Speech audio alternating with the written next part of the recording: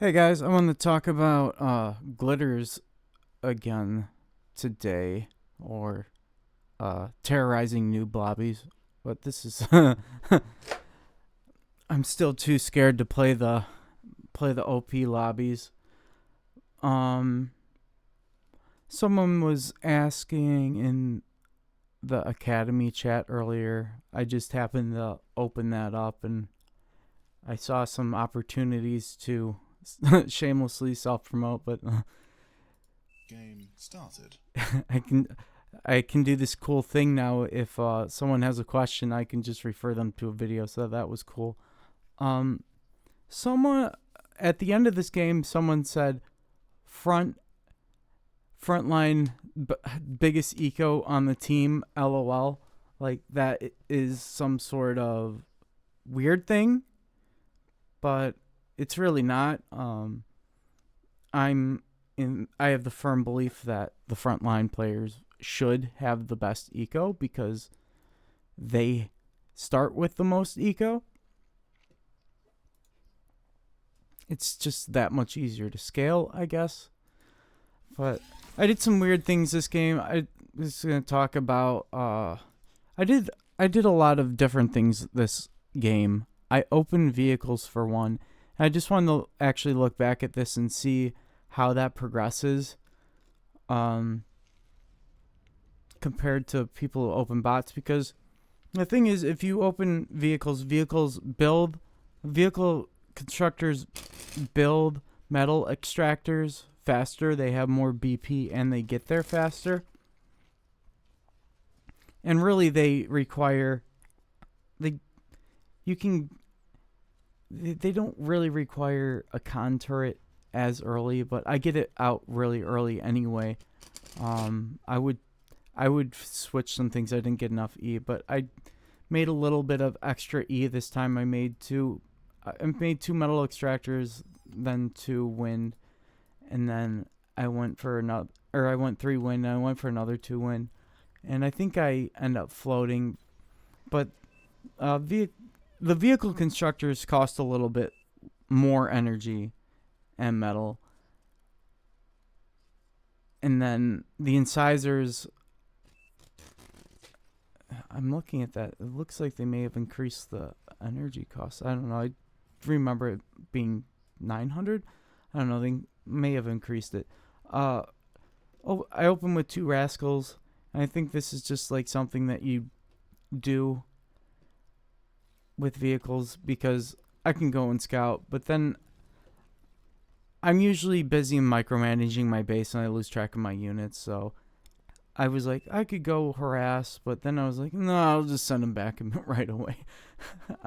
So it's kind of a pointless endeavor when you think about it because these rascals will probably just die. But yeah, send out.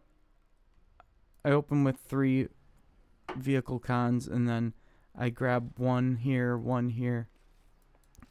I send them out to one each, build a line up to the front, and then they're going to, after building the first metal extractor, they're gonna go and build this con turret, and I'm gonna have to micromanage this thing a bit because this thing is purposely in the range of these metal extractors here, and most importantly in the range of this vehicle factory.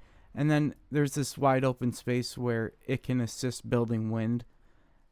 And then yeah, this was an optimistic energy converter, so I didn't actually finish it until later. But yeah, there was a little point where I was metal stalling, so I would make a decision to either like pause or stop building from the factory to get the metal back, or like cancel the vehicle for a moment to get that metal back. And like the most important thing is that you want to be taking these metal extractors because the sooner you get them, the sooner they start paying out. So this is a new lobby, so I'm not sure, like comparison wise, this is the best comparison, but there's one person matching me in metal right now, and both of them have sent out their commanders way too early. and that's how they accomplish that. So he's gonna be building with the commander up front. This is what they're doing. They're having the commander grab each mechs on the way up, and that's just going to be really slow. What I do is I get the 3 constructors out, get the con turret, and send the commander straight to front. I had a bit of a brain fart sending it here.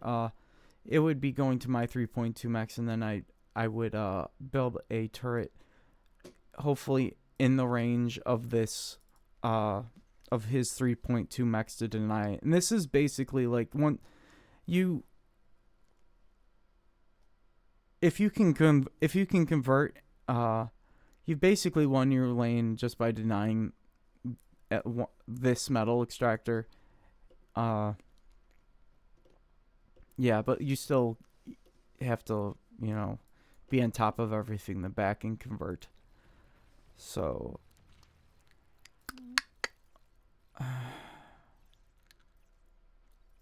Brown is doing really good on metal produce. I'm not sure how he accomplished that. Probably if we zoom out, he and he did. How does he? I'm really confused here that this guy has so much more metal in. Sorry. He probably walked his comm and grabbed all 3 of these. I'm feeling a bit parched. I should have drank water before I started doing this. So weird mouth noises all around, and proximity to the mic for that sweet, sultry radio voice. I'm going to turn down my mic. Or I'm going to turn down my sound to myself because I'm getting some ear fatigue here. So, and the other thing is, the tech player should be making 1 or 2 res bots. I usually make 2 to get all the reclaim on the map. So, the game will progress for a while. I have incisors out, I had to go over here and catch some leaks just in case the other guy didn't catch it. You see how our income I have the best income because I'm the one being most diligent about securing all of my mechs as fast as possible. And yeah, the idea with the vehicles is that not so much the incisors, but that obviously this isn't being tested against crazy opponent. This guy went Centurions. If you're having trouble with Centurions, the counter is medium tank, which is medium tanks are really good. They have a lot of utility for a lot of things, and like they can push in the Sheldons and go up against T2 for quite a while. But yeah, I'm not sending these incisors into this LLT and all this death trap. And I got to keep an eye up over here because this does look a little bit scary, but because the Centurions are very good against the commander. So I need to get more experience against more experienced players. Usually what this looks like is two players just with rocket bots, and if he's going to give me this D gun, I'm going to go right for it, no problem. I won't complain. With some fiddly micromanagement, I try multiple times. I try to repair the construction vehicles and stuff, and I'm going to build LLT and then Twin Guard because it's got a little bit more range, and then I'm going to graduate up to an Overseer. And after that, I make, I'm not 100% sure. I was jumping around with different ideas, but I was thinking like, okay, well back here, I want to have my energy storage go up and a con turret. So or extra con turret for more build power in the factory. And then I switched to brutes because he has centurions. And then I'll start making some wolverines. And whenever I'm comfortable, I will also add in construction vehicles. Construction vehicles are annoying because they're really they maneuver. What's the word? They're just, the construction bot is much more flexible. These things, they have this build turret on the top of it, and it goes so slow, and then it turns slow, and it just the vehicles just, it takes a while to get used to it, or just accept that they're so fiddly and brickish. I don't know what the word is to describe it, but yeah. Okay, I will add in more construction vehicles, and I've decided on groups of 2 to make windmills to scale early, and energy storage, and I'm making sure I have energy storage, and I'll make groups of energy converters. If I'm being diligent, they won't all be at one spot. They'll be spread out, so I don't lose them all at once. So this overseer, I make sure that it's in range of his 3.2 mechs, and maybe at some point I will get vision of that and destroy it. I forgot to build a radar because I'm usually so used to other people making the radar in this situation, but I don't think there is radar coverage here. And then I'll end up seeing it because I'll use my comm to get some reclaim here, more than likely, or a construction turret over wreck fields. We'll see that later. I thought my commander was at full health. You'll see later that there was a comm trade in a little bit, but luckily it didn't blow up my entire thing here. So yeah, you gotta, I've been comm bombed before in higher level lobbies, and it's just, not fun. So you want to diversify into also having units, and I got punished for making like 2 agitators. You can get away with that against lower level players, but later people are more liberal with their use of radar jammers and stuff, and are willing to just ruin your day by sending their comm in to explode your entire defense line. So keep that in mind.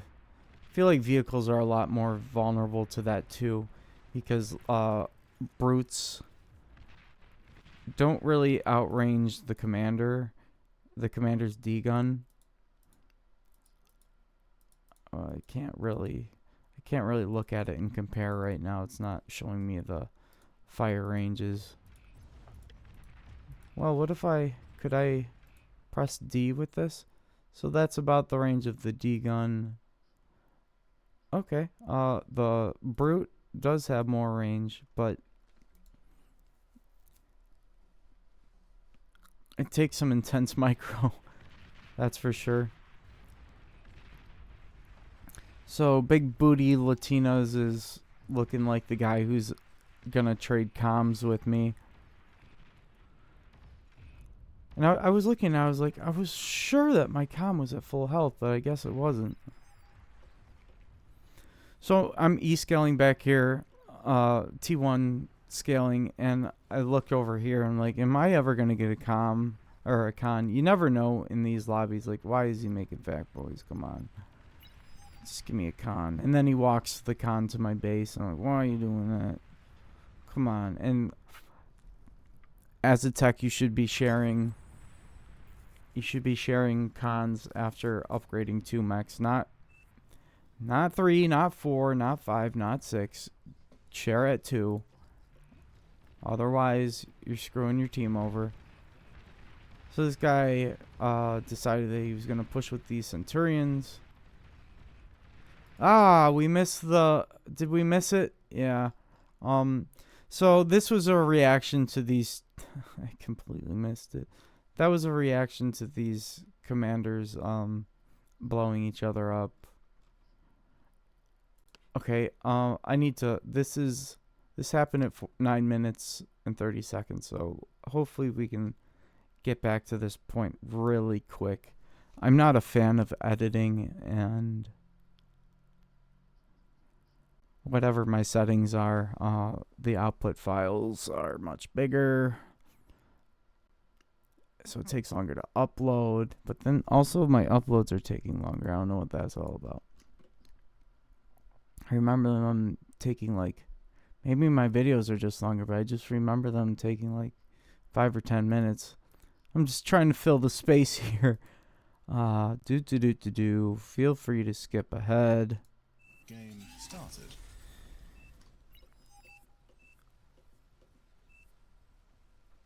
We're doing bullet time. Well, no, wait. Bullet time is slowed down. You guys watch the Day 9 daily back in the day? I used to play StarCraft in StarCraft 2. I loved, and I loved watching Day 9. He was great. He's still a content creator today. So he's a great speaker.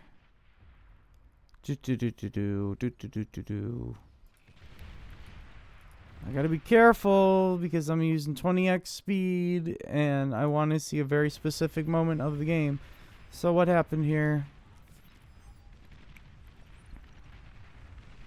Slow it down.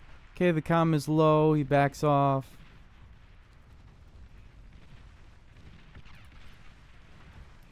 Dude. What? I feel like that's way too much damage.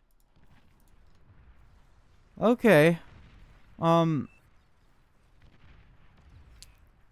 don't remember commander explosions doing that much damage. I guess it was closer than I thought. I don't know. But lucky me, I have these I have 3 construction vehicles in the front, and I've been pretty diligent.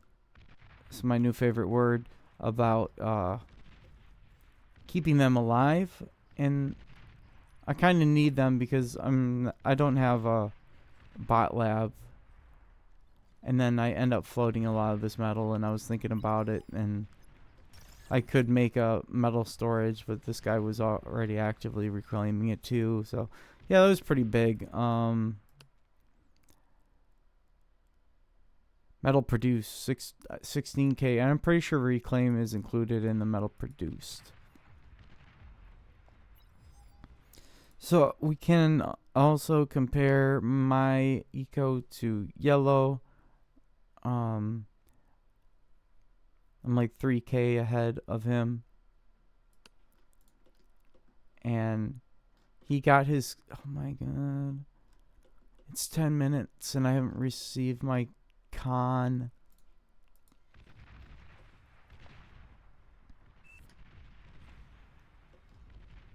I thought that number was a little high on his end. And then there's lots of things that I would like.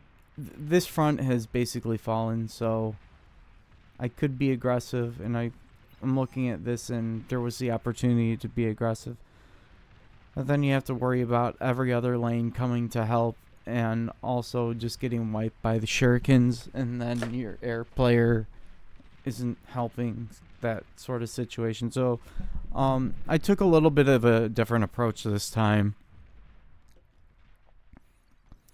I stopped at the one agitator and I made the jammer, but in preparation of finally receiving this con, I made a bunch of vehicle constructors to assist it, and then I tap and go. I try to look back and have it tap the mechs and go the next one. I make this comment nearly every video. You really should be doing this. It's It's gonna get your mechs up way quicker. And then I built a bot lab here because I was thinking about building my advanced lab here. But I wanted a bot lab so I could make twitchers.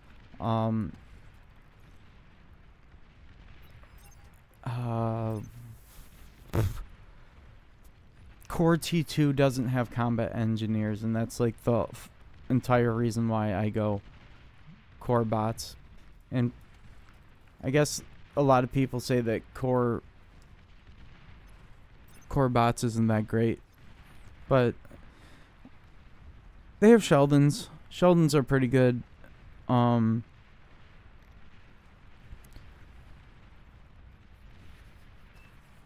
And sumos aren't that bad, but I'm playing this differently. I'm not gonna push too much. I'm just denying these mechs, and this guy was pushing out, so I decided to push out, and then the shurikens come, and I guess they weren't doing all that much. Oh yeah, I remember this was a mammoth. So beam turrets are really good, so I wasn't feeling too good about this. I was planning on, okay, I'm gonna need these twitchers to come over here and grab this reclaim. There's a lot of reclaim on the ground here, and I didn't have the res bots to go over there and clean up those wrecks myself. I think I was doing so many things different this time. My attention wasn't free enough to go towards other lanes. This mammoth, you can see how these brutes are doing an okay job against this mammoth. There weren't enough. They're not doing a good enough job, and these hounds are also back here being annoying. And then he says don't push. Yellow is repairing this, and I catch it, and I grab my agitator and just aim at the res bots, and problem solved. And this guy was very nice by pushing it into my turrets, and it's nice and close, so I'm definitely going to be able to reclaim this. And then he starts reclaiming these wrecks, and I don't want him to do that. Eventually, see, I don't have any unit production right now. I'm just purely, this is everything. This is my entire army, and my number one priority right now is upgrading my mechs, and I think I can do that pretty safely without units. And then I send this out to get some of this sweet reclaim. Oh yeah. And then these two mechs are being denied by this agitator up here on the hill. It's like crazy annoying. But yeah, these guys are nice. They're sending these really expensive units into a death trap, so I just reclaim them. And yeah, I felt like this game, I took a different approach. I usually don't make Sheldons, but I was like, I could just, I could go about this a different way, because it's kind of a bait to go and attack the other team this close, because everyone will fall in on you. And then I also make another T2 con in front, so that I upgrade these mechs as well. But what I'm actually gonna do is I make LRPC, a tactical missile launcher, not in this order, actually in the opposite order, I think. The first thing, in the T2 artillery, and a Juno. And the reason why is this, like, these Sheldons are very flimsy, and then as soon as I see this Arbiter, like, man, this is going to be a lot of micro, so I just back up, and they're gonna.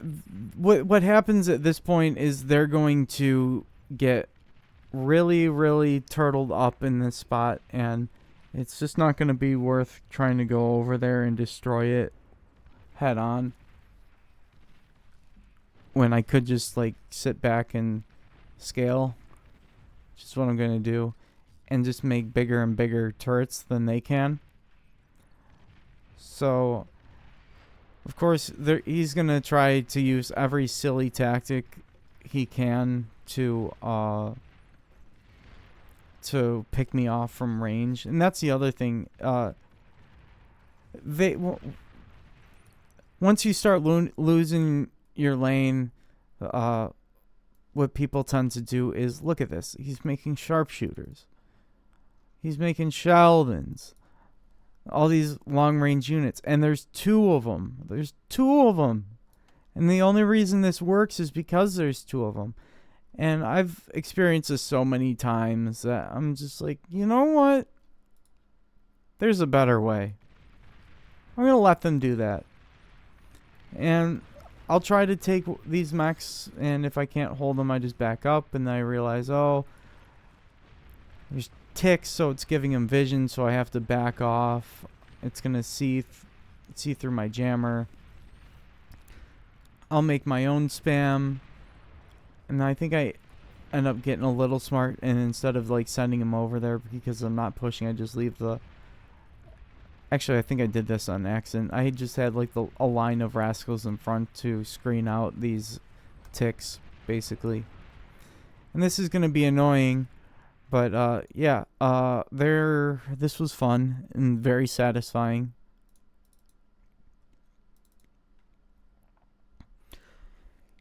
I don't know why the camera is never the same orientation of like how I was actually playing. Yeah. The agitator probably, I should have probably,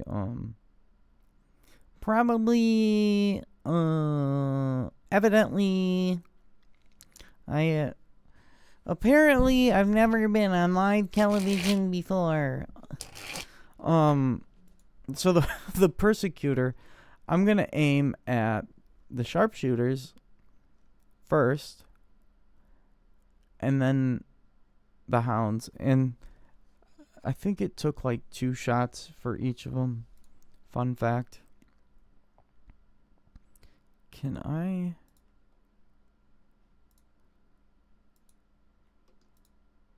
Okay. Without hijacking my view. Yep. Just picking this off.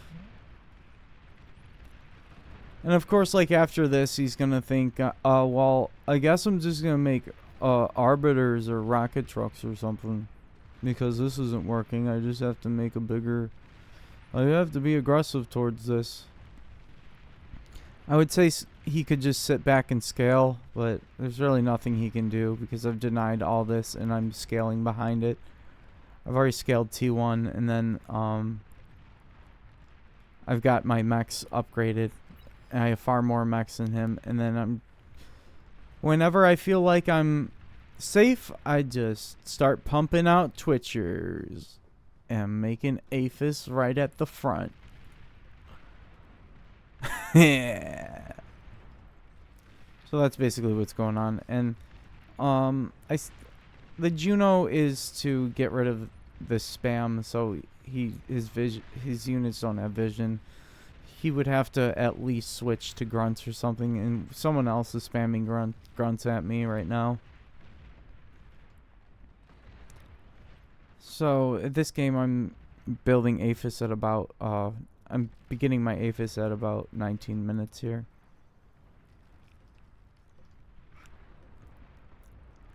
And I think I almost bottomed out on metal, and I was like, crap, I should have started with the regular fusion. And then if I was smart, I would be making sure that at this point I'm going to stop building windmills probably, and then making T1 conversion instead. But this is basically, I'm making APHIS and then a group over here. And I know my layout, what it normally looks like, so I have the grid view on. And I would put my converters over here. But actually what I end up doing is making groups of T2 converters because I have this all this mobile build power. Excuse me. And yeah, I just know like I'm staying just outside of this persecutor, and I didn't even know that it wasn't finished yet. But and this guy is just spamming banishers and doing his thing. I'm like, wait, I don't have to go over there. He's got a persecutor now. Well, now I'm gonna make a tactical missile. Oh, he's gonna make a tactical missile? Oh, I'll just build LRPC.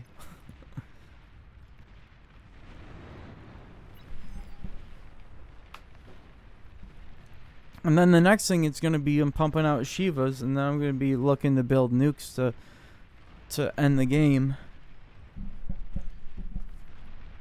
But you can also do air and other things. It's just like these are all different options, and it's just good to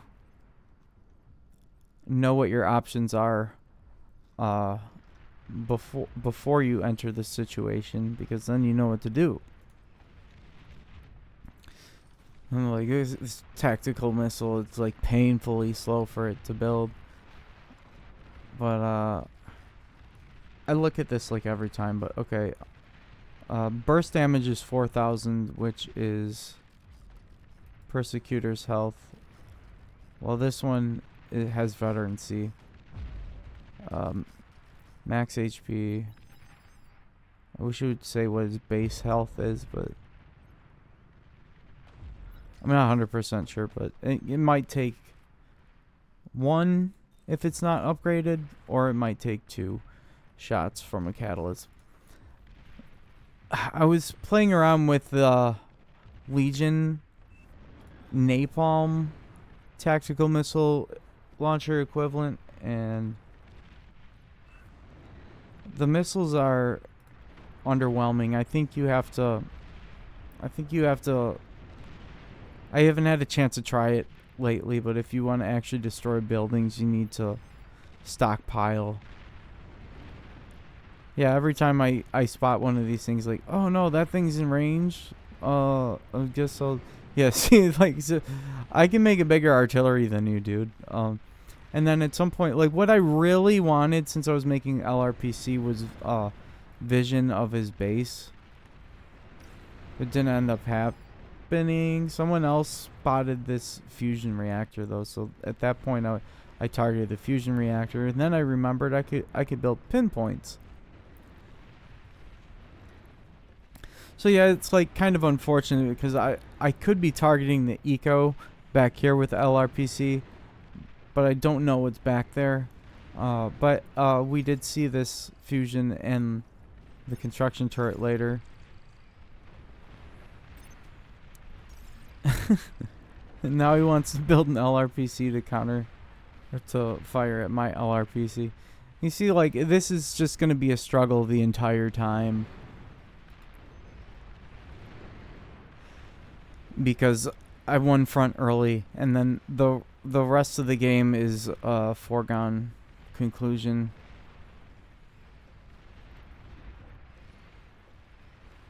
Unless, like, the other... Of course, like, other things could happen on the other lane, but if you see... If this is your view, and you can't even see half the map, just resign. You're gonna lose. It's over. Go next. Fix the problems where they occur. In the next playthrough. That's how I feel about it. I don't think it's good practice to stay in a frustrating, unwinnable situation. Just reflect on your errors and try again.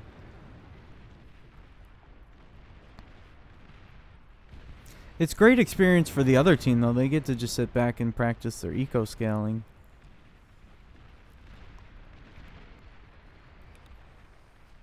And practice closing it out while you're like at this point, it's what I'm trying to say is it's gonna be a lot of the one team is just gonna do all this crazy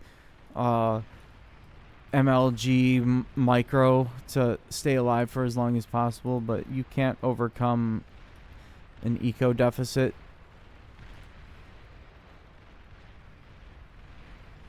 That's so terribly wide. So the next thing down the line is continue scaling APHIS and making experimental or making Shivas is my preference. Marauders are, I don't think Marauders are that great. here's the next clever thing that he's gonna do is make Vanguard, but LRPC outrange Vanguard, and also they're an artillery unit, so they're really weak and they can't take on even these flimsy Marauders. Here's the next thing I want to say. Demons are really bad. And that's not even enough reallys to describe how bad demons are. And then this is the next mistake is demons are so flimsy, okay? And their range is so small. Their only purpose is to chase the enemy back to their base and then blow up so it can be reclaimed by them. That's all they're good for. Unless you're winning and you're you're just using them to close it out. It's demons are like a win more unit or a oh shit last minute unit. My bad. I said a bad word. Oh no. My kids watched this video. I'm sorry. Younger me would have been like, well, then, this is my video. I'm gonna say whatever I want, and they're gonna have to grow up eventually anyway. But yeah, I try not to swear too much. It's been my lifelong dream to cure my potty mouth.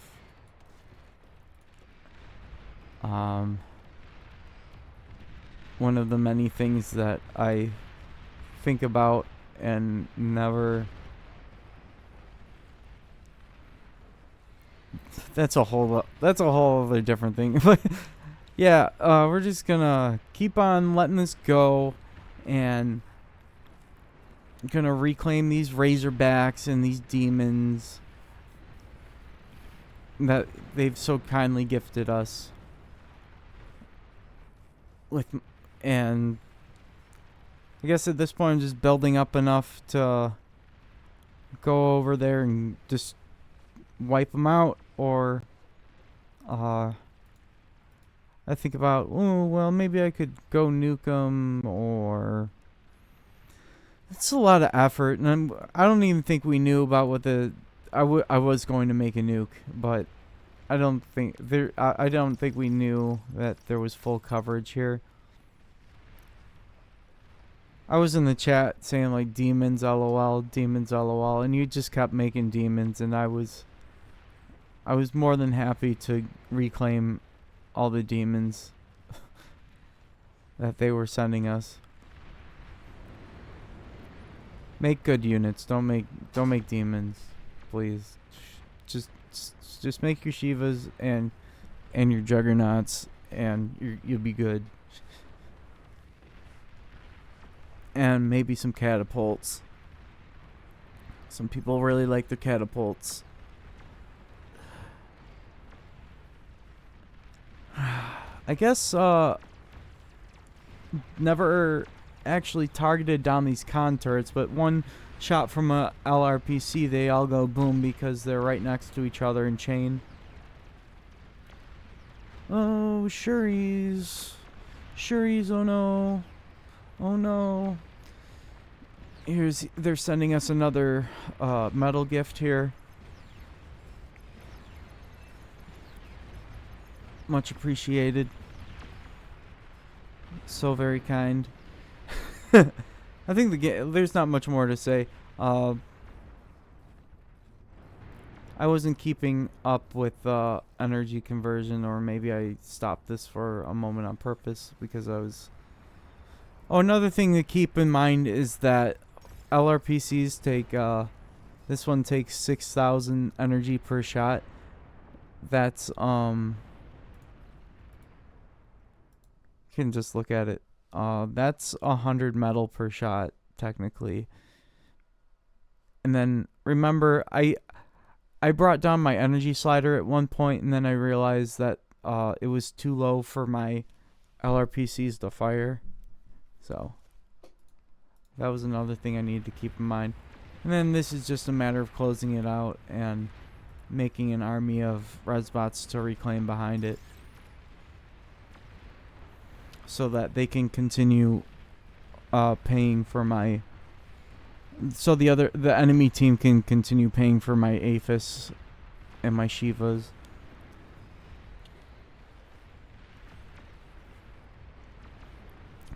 That's one thing that I wanted to talk about. Like, people ask, well, when should I T2?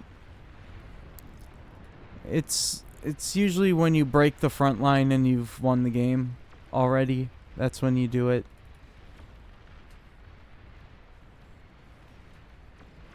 And on glitters, I feel safer doing a T2 transition and scaling rather than closing it out then and there, because again, their entire team will collapse on you. And this is a thing.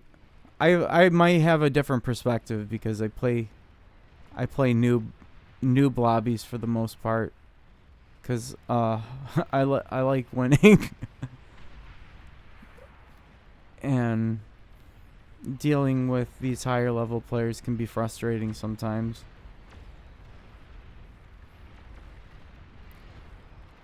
If a noob annoys me, I can just tell him to be quiet, leave me alone. If you're like me and have a tendency to argue with people, like once you get through that phase, you can control click their name to mute them.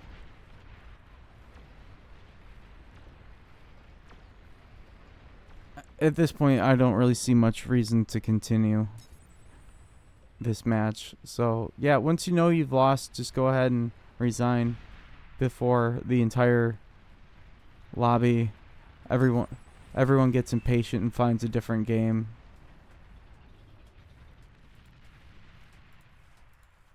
And if you're not having, and if your team isn't resigning, you can, and you have the option to just leave. But also resigning may, especially if you're the carry and they're relying on you and you quit,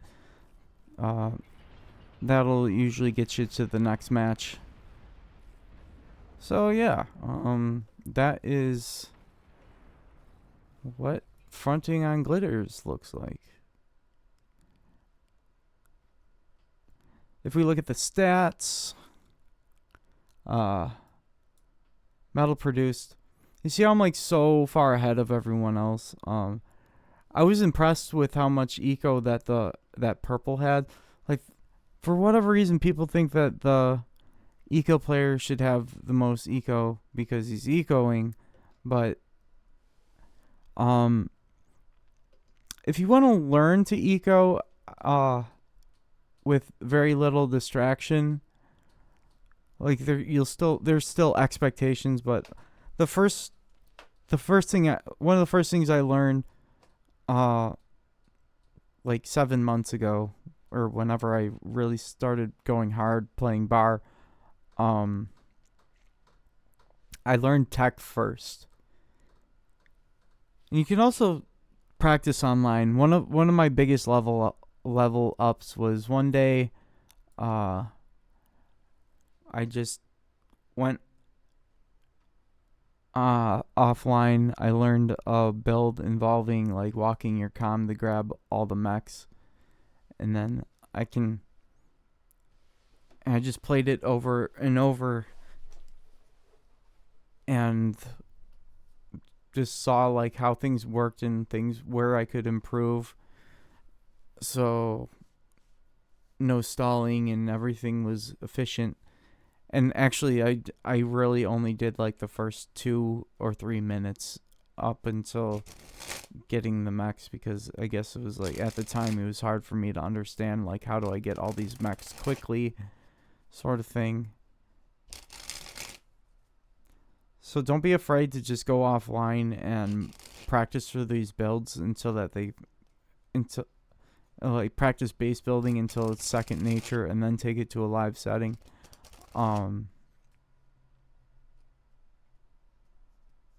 What else is there to say? Yeah, so I learned my scaling by playing tech position first, but the thing is you don't get to choose what spot you play when you're going to end up stuck in canyon or something like that. Usually it's my opinion that if the higher players want to win and get the have the most impact on the game, they should take the front line. On a map like this, the tech position seems less and less important to me, because like the most impact you have is getting the T2 cons out in a reasonable amount of time, I think. And I don't like the idea of like sharing units to the front line. It just like ruins the game for me. Like fat boys will just end the game right there, sort of thing. That's a whole conversation. I just don't think it's fun. It's not an expression of skill. It's just like, okay, they did it and we didn't.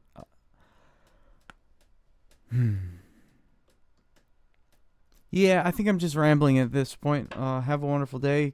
Comments, questions, concerns, or do you want me to focus on something for my next video? Go ahead and leave it in the comments. Thank you so much for watching. Have a wonderful day. Yeah.